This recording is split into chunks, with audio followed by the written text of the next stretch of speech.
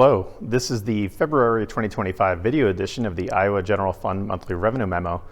My name is Eric Richardson, Senior Fiscal Analyst with the Iowa Legislative Services Agency, the nonpartisan support agency of the Iowa Legislature. This video covers Iowa General Fund revenue for fiscal year 2025 year to date. Due to accounting procedures, it is not possible to provide revenue updates at the start of the month until all transactions have been processed. For February 2025, the issues were eliminated with transactions processed on March 3rd. Receipts through March 3rd reflect a decrease of $461 million and minus 7.9%. This table shows that two of the three main sources of Iowa General Fund revenue have increased during FY 2025, with individual income tax up 2.7%, sales and use tax up 1.9%, and corporate income tax down 20.9%. Meanwhile, insurance and other taxes have decreased by $455 million and 68.4% due to the pass-through entity tax, or PTET, revenue decreases. On a cash fiscal year basis, PTET revenue has decreased by $430 million, or minus 75.5% in FY 2025. The PTET was introduced in FY 2024 with retroactivity to tax year 2022, resulting in PTET revenue being realized mainly in FY 2024, with less revenue being collected in FY 2025. Meanwhile, tax credits continue to be processed in FY 2025 for prior year PTET revenue collections, which are reducing revenue to the other tax line for FY 2025 as reallocations are made to personal income tax.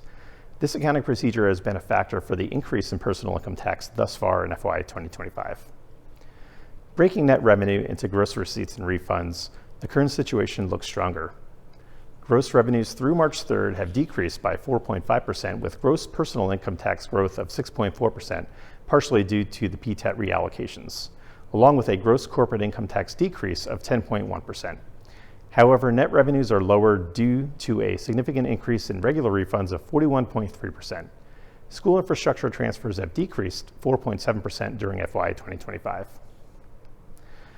This chart shows fiscal year 2025 year-to-date net revenue growth as it has been calculated for these monthly video memos.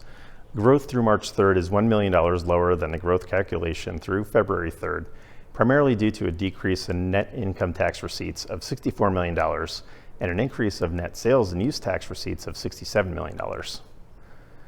While individual income tax growth remains strong through March 3rd, partially due to the PTET reallocation process from other taxes after a PTET tax credit claim is processed, the initiation of an individual income tax reduction from a top rate of 5.7% to a flat tax of 3.8% as of January 1st, 2025, may begin to slow individual income tax revenue for the remainder of this fiscal year and into FY 2026.